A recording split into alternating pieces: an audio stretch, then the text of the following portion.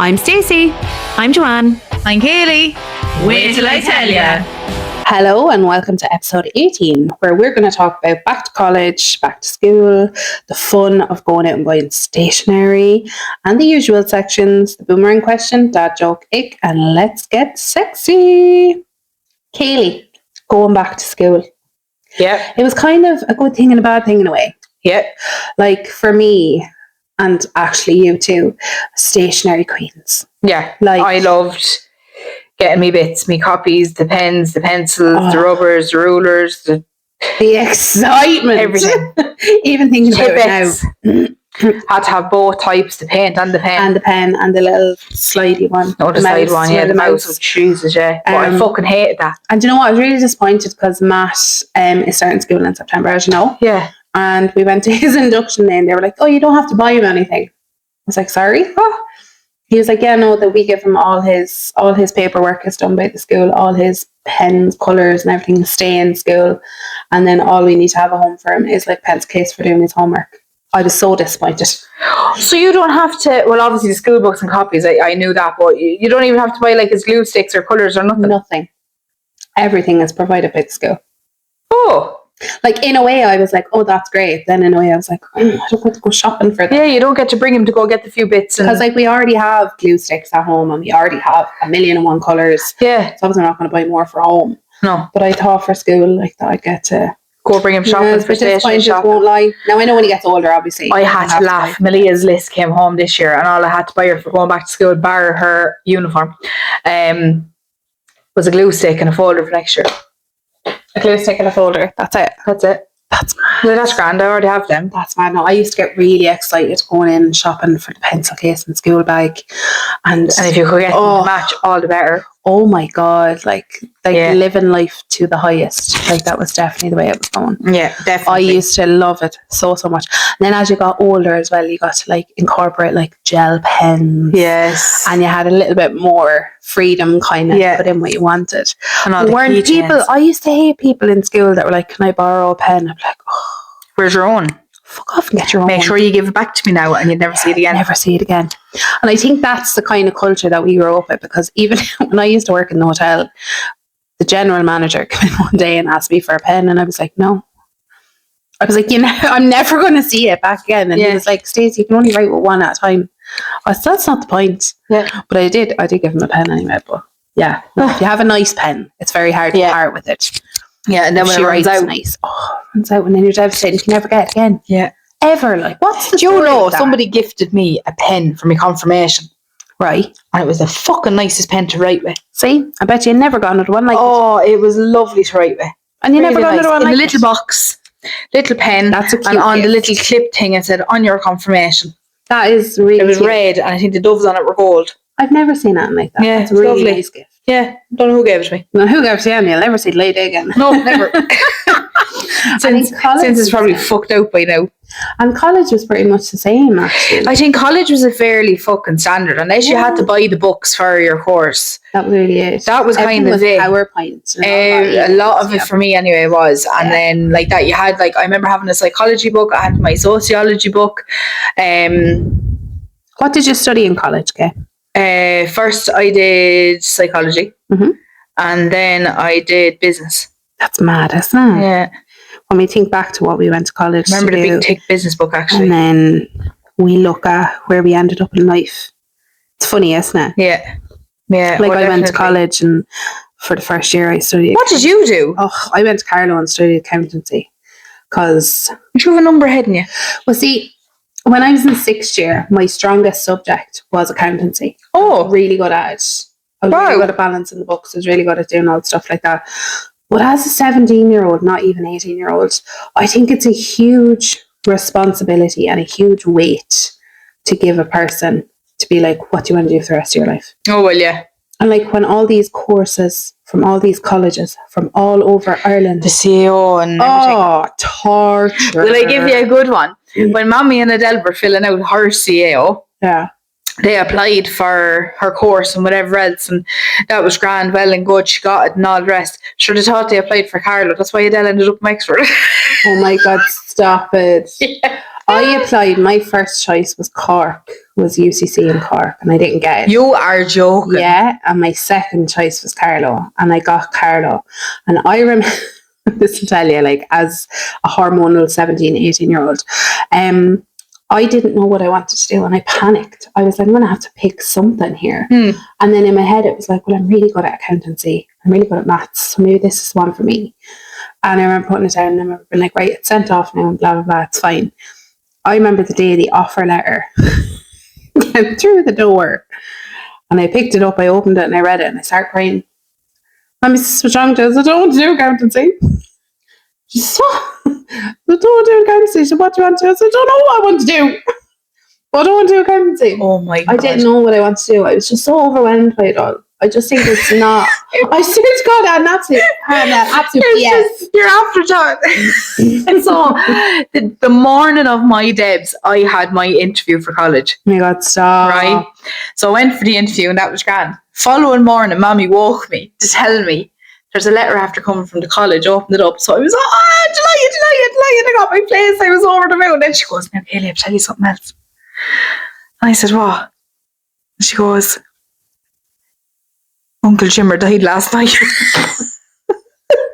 I was devastated over the poor man. One breath. Right, all in the one breath. So I got my college place. My Uncle Jimmer was dead. And then, what was it? Go on back asleep now. I know you were in late last night. I swear to God. So in the space of about a 1 minute breath, I had got my college place. Your uncle's dead. Go on back asleep. I swear to God. It's the typical Irish mammy mindset. Oh, Jesus. Like, back to bed there while I go outside and bathe the hoover around the place. Oh, yeah. Honest to God. It's mad, isn't it? Yeah, no, I had applied to Cork and then got Carlow and then had an absolute mental breakdown because I didn't want to. So what pulled you together to be like, right, I'm going to go? I suppose I just didn't really know what I wanted to do in my life, but I also was the very type of person that didn't want to sit and do nothing. So I just said I'd go and give it a lash, like. Yeah. So I went to the, I'll never forget this. How long was your course? It was 4 years. But did you do the 4? No, I did the first year. And I realised then after that, I was like, it's actually not for me. I did the exams and I passed 4 out of 6 exams. Yeah.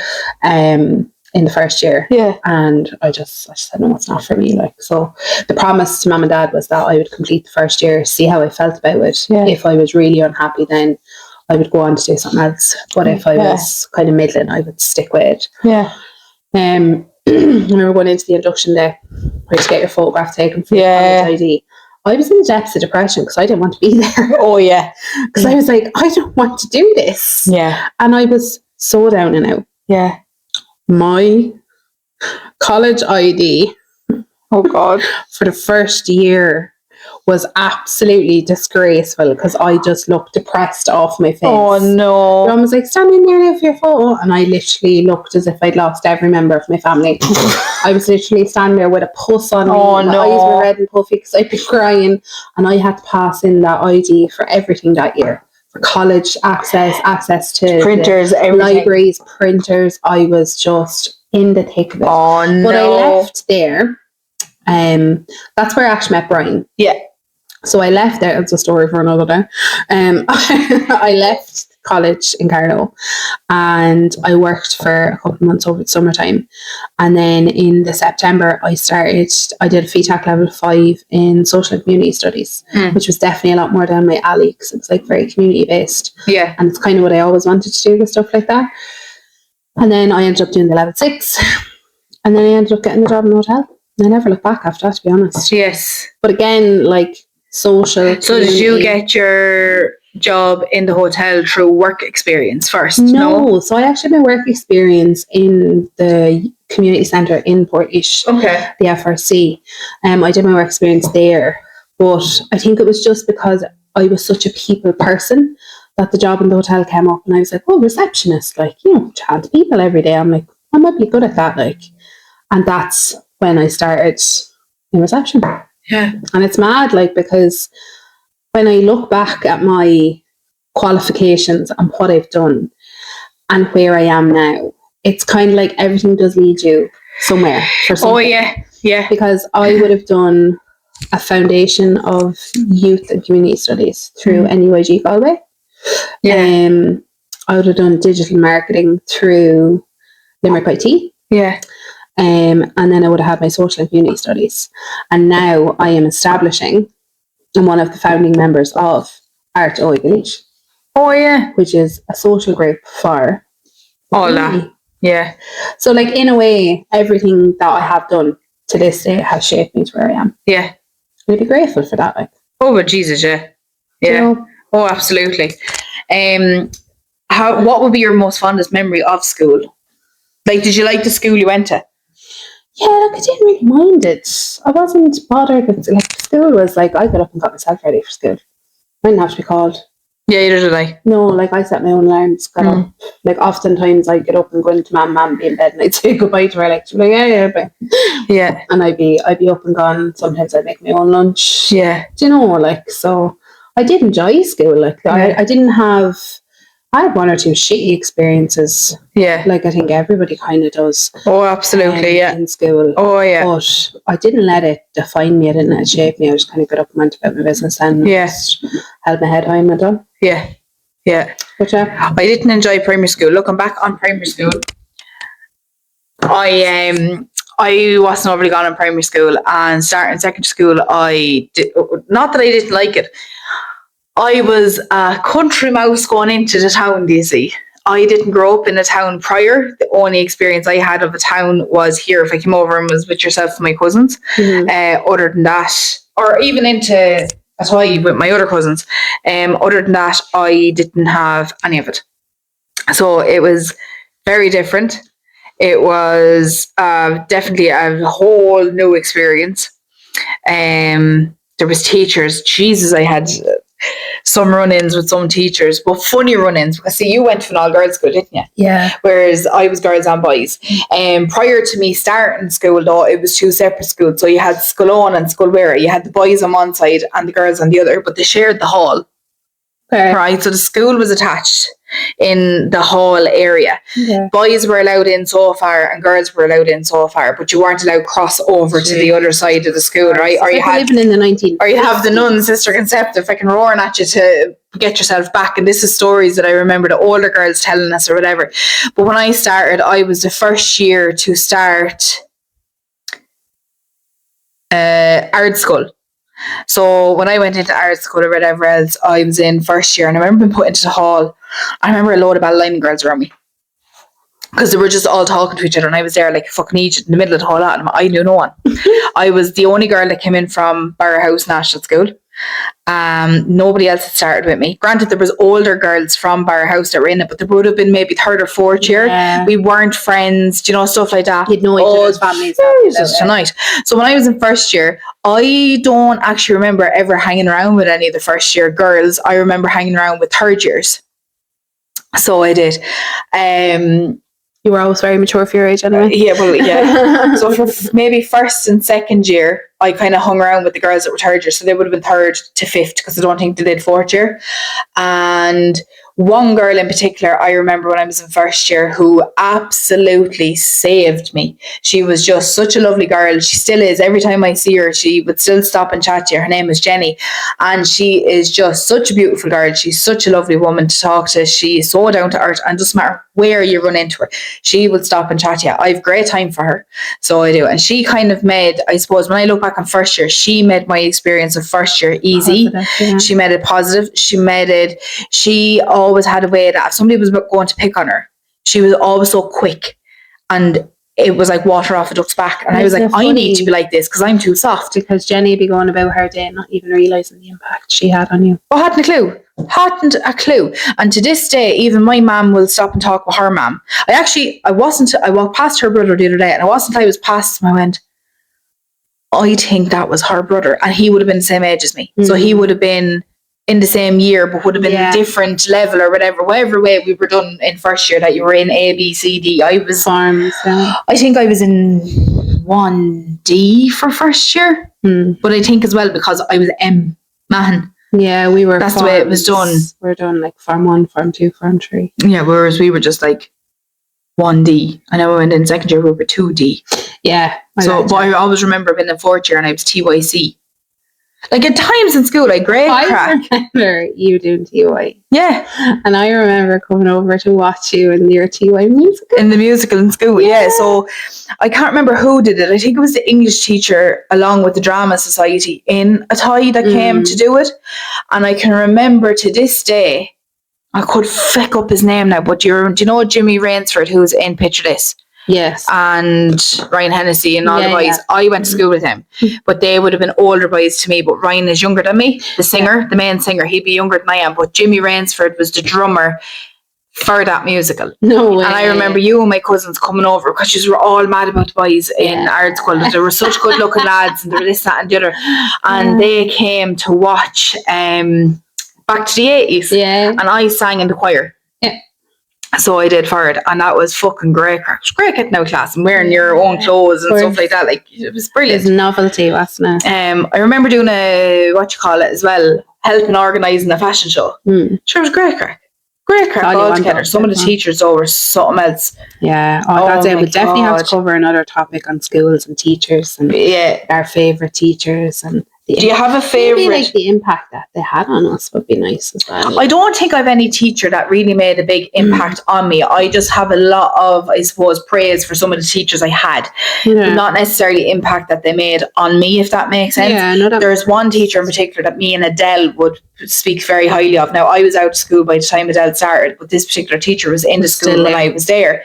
And her name was Miss Roach. And she was a lady. An absolute lady. She was a career guidance counsellor in the school, but she was just such a lovely woman. Like, you could go to her about anything, any girl issues, or if you found that there was another girl having trouble, you could go to this teacher and be like, look, I think such a one's having trouble. Please don't let her know that I've told you. And she'll pull that student to one side and be like, I've noticed this. And she was just so good with everyone. That's what you want in a career guidance counsellor, though, to be fair, like, because we had career guidance counsellors, and to be honest, like, they weren't great. There was another one, Mr. Nolan. He was comical. He was also my business teacher in school, and he was just the nicest. I got on great with him, thought he was lovely, great respect for him. I don't know, but yeah, as I said, I don't think I had like great. Do you know what? For the first couple of years, there was a nun in the school, Sister Concepta, and I was terrified of her. And as soon as I went into fourth year, and from fourth year to this day, if I ran into that woman, I've all the time in the world for her. Really? I'd stop and talk with her all day. She's the such a lovely. Fear, isn't it, of the nuns? Yeah, it's kind of bred into you, though, to be fair. Have you, by any chance, like a favourite? Can you remember a pencil case? Can you remember a school bag that was your absolute favourite? Yeah. Go ahead. So when I was in second year, I had the school bags. I can see the logo on it now and I can't think of the name. Probably Ripped Here or something, one of them ones. One of them ones that had at the bottom of it had the zip that you could pull out the thing over your bag. It was like a rain cover for your bag. Yeah, the Ripped Here bags. But it was black and pink, kind of like army colours. Oh, the combat one. I absolutely loved it, and I had a matching pencil case. I wouldn't mind. I had that school bag at some point during secondary school as well, but I'm going all the way back to primary school. And my favourite pencil case that I had was a pink and lilac purpley kind of Barbie tin pencil case. Tin pencil cases, jeez, they're far and few between now. Yeah, they're not the done thing now at all the fluffy ones are all right. Yeah, that's what stands out to me the most, that pencil case that I had. Yeah, and all the way back to primary school. I'd say I was senior infants. That's cute though. It's mad that we remember stuff like this though. Yeah, I remember all the way back to that. So I do. That is actually insane. Yeah. That's crazy. So before we move on, and considering we're talking about college and school and technically back to school because they're all going back fairly soon. So yeah, all the kids are going back to school fairly soon. Today is the 24th of August. So like they're all going back this week, next week, and within the next week and a half, they're all going to be back full time. I have a quiz for you, Stacey. Oh, Jesus Christ. Oh, no. She said to me today, I have something to ask you, but I'm not going to ask you till we're in the middle of it. And now I'm sorry that I didn't get preloaded on. I have 6 questions. Oh, God. And I got them from, I believe, Are You Smarter Than a 10-Year-Old? Oh, no. Why did you often say that? Now, they are some of them very plain, simple. Note to self, get revenge. So So the first question I have for you is a maths question. It's fairly simple now, in fairness. What is 25% of 80? 20. Yes. This is an English question. Swen. Which word is a noun? A word that names a person, place, or animal or thing in a sentence. So this is your sentence. The dog ran home. Which of those words is your noun? Dog. What you say? Yeah. Dog. Question 3 is a science question. What is the process of a caterpillar turning into a butterfly called? I actually don't know. No, I do know, but it's going to annoy me because I can't think of it. What's the first letter? M.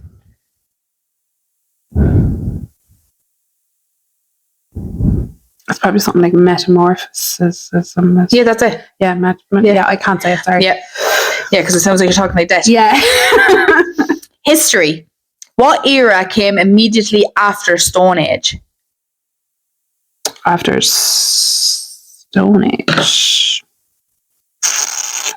Well, I definitely don't know the answers. Right, so that one is the Bronze Age. Yeah, wouldn't have known that one because it was prehistoric, then Stone Age. So Bronze Age. No, wouldn't have known that. So geography. What is the largest continent on Earth? Continent. Think of it that way. Continent, not country. Continent city. Do you know what's really interesting about this is I was actually obsessed with this when it came to geography. Like I was really fascinated about like when all the continents were joined together, they were called Pangea. Yeah. And then when they all separated, you had all your plates, like your African plate, your Eurasian plate, all of that one. Yeah. So Europe. Asia. Is it Asia? No, I definitely want to know that now. And space. What is the name Ryan, of... can I phone a friend? Ryan? What is the name of our galaxy?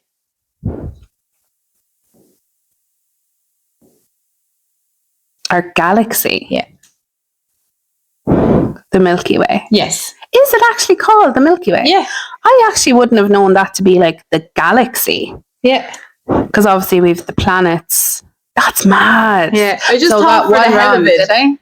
What did I get? One wrong or Two wrong. Two wrong. So 4 out of 6. 6 out of 4. 4 out of 6 ain't bad. There you are. No, because I kind of thought, you know the way you go into school sometimes, I was like, oh, we have a pop quiz now today.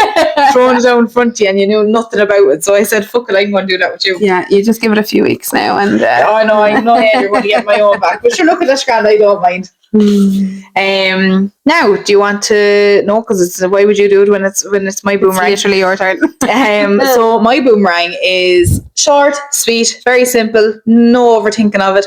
What's your favorite Disney character? My favorite Disney character of all time is Belle. Really? Yes. Ah, okay. And I like Belle because she enjoys the simple things in life. Yes. She is not easily wooed by riches or handsome men or promises of sun, moon, and stars. Yes. She is very down to earth, very plain, and she stands firm for what she believes in. Yes. That's why I like her. Yeah, I like that, so I do. My favourite Disney character is a mix of two. Okay. One is also a Disney princess, mine is Snow White. Okay. Always has been. I absolutely adore Snow White. I think she's the cutest of the whole lot of them. I think she had it kind of hard, but she still managed to find her prince. We watched the original Snow White here 2 days ago. Matthew has never seen it. It's so lovely. And it's so nice. I love it. So absolutely love it. So nice. My other favourite is Rafiki. Rafiki? I would Lion King. No way. Yeah, Rafiki. 100%. Why? Because he's fucking crazy. Yeah, he is wild. Absolutely mad as a box of frogs. Yeah, no, he is wild. So, and if I had to pick another one out of the Lion King, I would have to go with Zazu. Zazu, yeah. Yeah, Zazu. 100%. Like not even the main ones, but Zazu. Yeah. It's mad how sometimes not the main characters are the ones that make an impact or that are your favourite. When does a joke become a dad joke? Oh God, what? Your face, though. When it becomes apparent. Oh, for fuck's sake.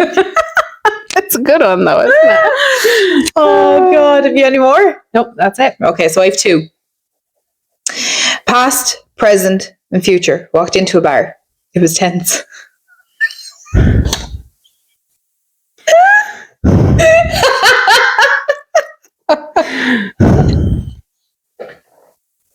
That one was actually really good. The second one I have then is, what time did the man go to the dentist?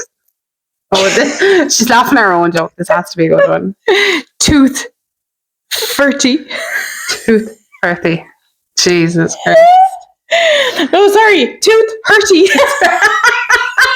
No, I can't read my own fucking writing. That makes way more sense. Tooth 30. You were like, tooth 30? I was like, yeah, because it looks like an F. It's actually a H. Tooth 30. That's actually a very good one. Oh, God. Right. Hit me with your ick.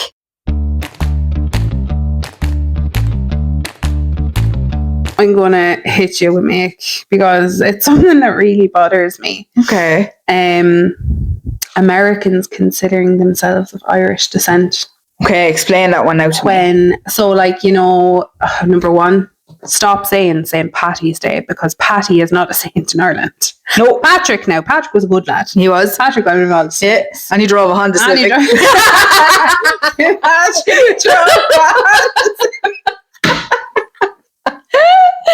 Oh, man, listening to that song. Yeah, I love it. It's brilliant. Oh, hats off to the two Johnnies as usual for their comedic effect. But yeah, do you know when, like, you often see it in movies actually mainly, where you'd see like 2 people are standing at a bar, one of them's actually Irish, you know, the other is American, and they're standing there saying like, oh yeah, we're Irish, and you're like, oh, here we go. How are you Irish? And they're like, my dad's brother's uncle, sister's dog is from Cork, and you're like, that doesn't make you Irish. That does not make you Irish. Yeah. Like, I don't know on what planet you think it makes you Irish. Well, please stop. Because there is a very big difference. I have American cousins, and like that, they don't claim they're Irish. They claim they're Irish descent. They're of Irish descent. That's different. Yeah, that's different. Totally. Yeah, totally different. Totally different. So I can't stand that either. And it's like 4 generations back, they're all dead, and you're still claiming you're Irish. Literally. No, like, that does not make you Irish. It doesn't make you Irish. If you're coming over to Ireland for a holiday, and you know your best friend's dog's sister was Irish, that means fuck all to us over here. Nothing. Absolutely means jack. Yeah. My ick is out and out, right, down to earth. Nothing is better than her with a mommy's boy. Oh, I cannot stand a mommy's boy, especially when it's everything has to be linked to mommy. Well, if mommy says we can do this. Well, you're 40 odd years of age or you're 50 odd years of age. Why are you still worrying about what your mother has to say or do or think about you? Like, fuck off. I will say, when I met Brian first, he was very much so mommy's boy. Really? Yeah. Oh, I couldn't imagine that. Didn't know how to boil a spud. Didn't know how to work the washing machine. Didn't know how to do any of that. But would that be a mommy's boy? Yeah. Do you reckon? Yeah, because it was all done for him. Like, his mum is a fantastic person. Yeah. Absolutely incredible. And she worked all the time. Like his dad worked all the time. Yeah. But the upkeep of the house and everything, I thought she just was so on top of everything. Still is all the time. Yeah. So he never really had to do anything. Well, I suppose, yeah. If he was in college, or if he was in school or he was in college, or when he was in work, then everything was just ready to go. He just didn't have to do anything. Yes, okay. Do you know? Yeah. But I taught him how to boil a spud. I taught him how to do clothes, and he's become somewhat of an expert at it. Oh. Yes, clothes is his forte. That's what he does in the house. Yeah. No, I'm very grateful for that, because there's a lot of men out there that do absolutely nothing. Oh, fuck all. Simple as, they do fuck all. But no, I mean, like, literally, if you're in the middle of an argument, they run straight to mommy. No. If they need something done, they run to mommy. Like, hello. You do get people like your partners that. Here. Exactly. No, I'm lucky in that sense. He's not like that. Yeah, no, because like, some people will still pick their mama over their partner and stuff like that. It's kind of like there is a line. Of course, there's a line. Yeah. Do you know? So I'd go to his mommy if I had an issue with him. That's what I mean by I suppose mommy's boy. Yeah, no, he's definitely not that. But there is people like that, and I know people like that. And God, it'd drive you up the fucking wall. Yeah, absolutely it would. Yeah, 100%.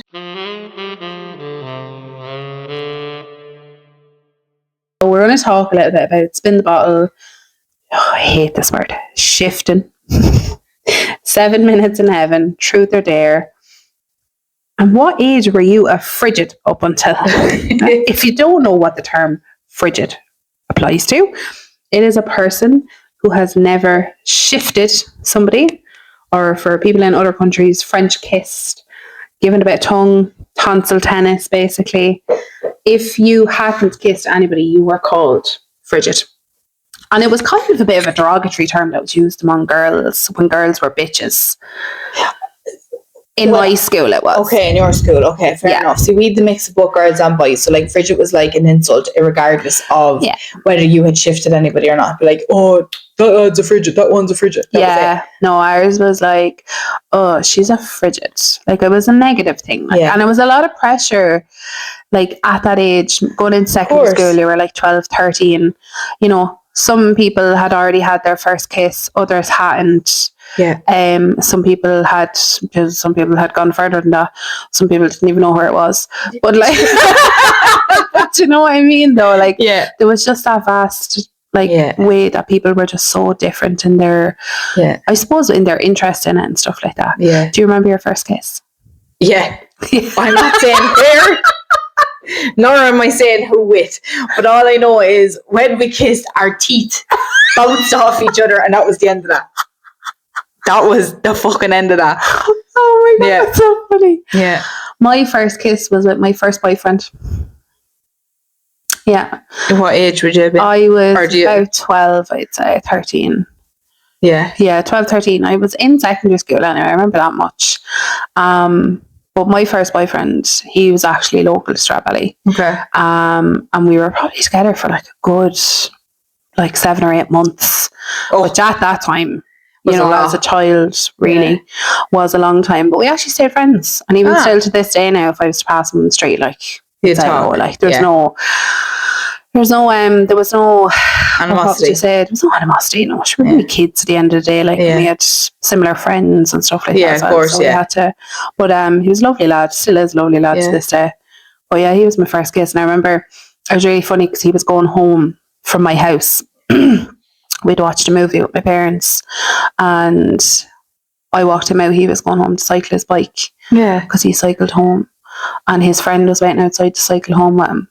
And I just remember being really nervous. I remember being like, oh God, because nobody really prepares you for it, though. Nobody really tells you how to do it or what you're meant to do or how it's meant to feel. And I just remember being so fucking nervous and being like, palms were sweating. Like, oh my God. And I remember his friend was like, I'm going to cycle down as far as the GA field. Now I'm back. And by the time I'm back, you better be doing it. Literally, kind of. Oh God. But yeah, that was my my first kiss. At least it was a nice, you know, memory. It wasn't like fucking in the middle of Harry or somewhere. Kayleigh disco or something. Oh my God. That's so that's my so like that with the word shifting. Did you get the shift? Did you do it? Oh Jesus Christ. It actually makes me feel a bit ill. Yeah, imagine asking that in this day. Like, do young ones actually still use the terminology? No, I actually think there's different. Not meeting. I think we went through meeting as well. Meeting was around our times as well. Shifting kind of. There's definitely more.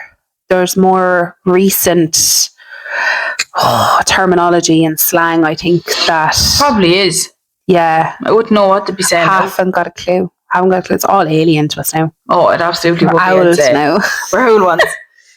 We're the ones trying to teach them a thing or two, and it's like, no, they'll be the ones fucking telling us. They know it all. Of course they do. Absolutely they do. Do you ever remember playing Spin the Bottle or Truth or Dare? I remember playing Truth or Dare with girls, but like, to be honest, it was always a dare. Like, you were always dared to like go up and knock on such a one's door, and stuff like that. Throw this here, or do you know, like, it was always stupid little things. Yeah, I kind of only ever did, I think, Truth or Dare with you. I never remember. I genuinely can't really remember ever playing Spin the Bottle. Same as that. I just don't think it was ever really a thing. Truth or Dare was more of Truth or Dare. 7 minutes in heaven. Again, never really something I would have experienced or before. No. Then again, we never really would have done the whole like house parties thing where anything like that. Like, do you know? So no, we were rather innocent, to say the least. I do think so, because like that as well. Again, it's when we were growing up, you heard a lot of it. Of course. So you did hear a lot of kids having involvement in it, a lot of kids out doing it. Kids, they were like arrow.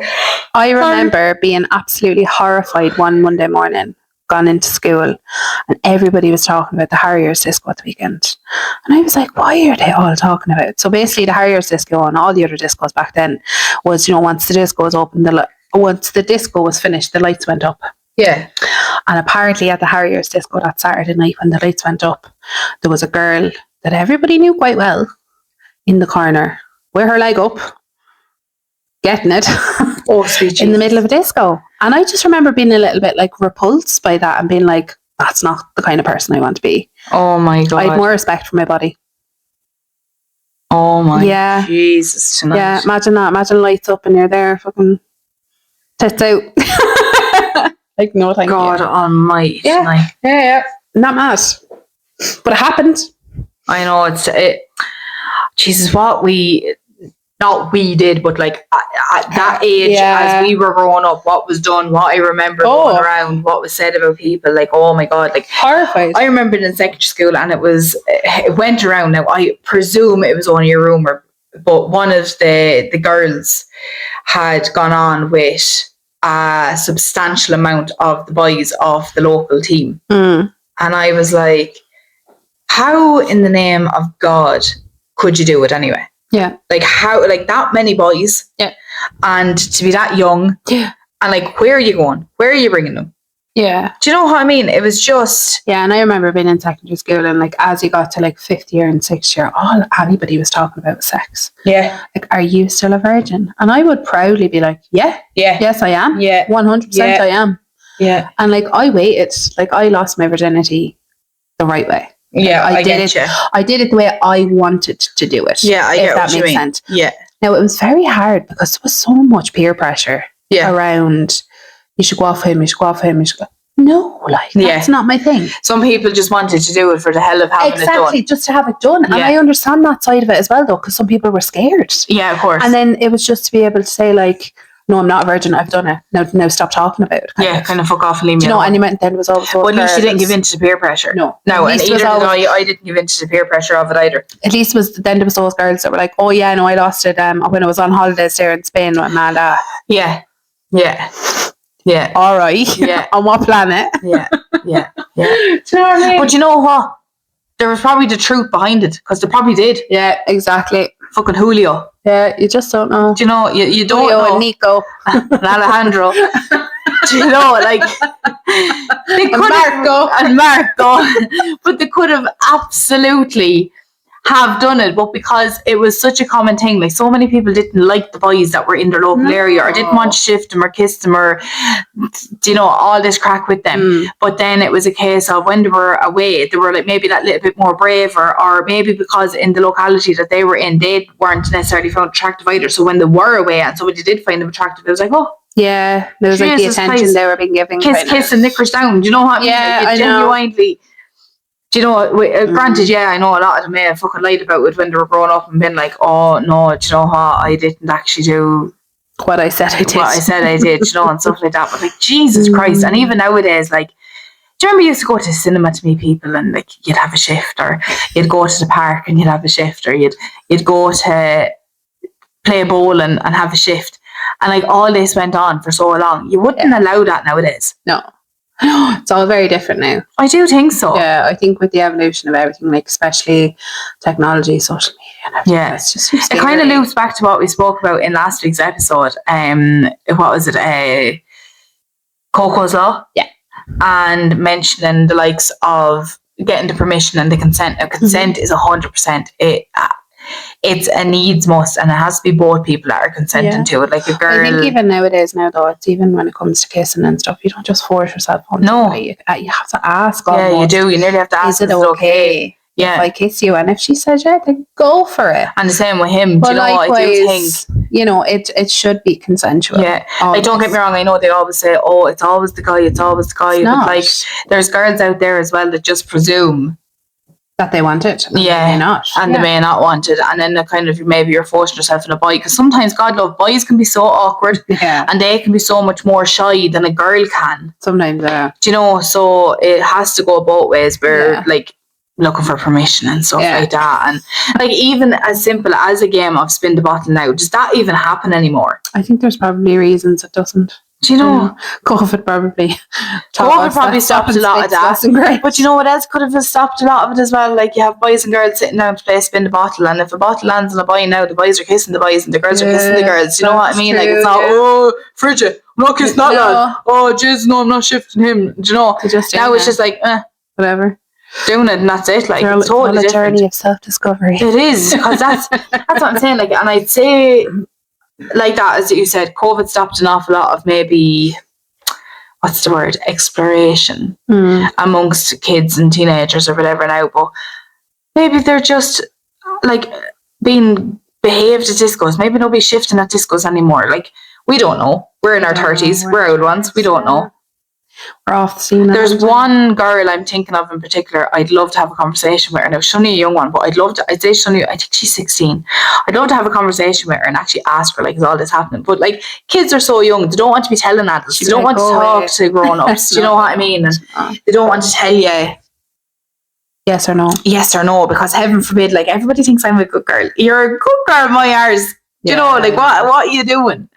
Do you know? Yeah. 7 Minutes in Heaven, I think, is very much maybe an American thing. The first film I remember seeing anything to do with 7 Minutes in Heaven was 13 going on 30. I knew you were going to say that. Yeah, same as that. Yeah, that's the first film. Flirty and thriving. Exactly. Like that's the first film I ever remember. Let me tell you, when you get to 30, there's nothing fucking 30, flirty and thriving about. Not unless you're single and well maintained. All it brought for me was fucking sore knees. Oh, don't even talk to me about body aches and pains. Oh, I'm not even going to get into it. Honest to God. But look, that wraps up episode 18.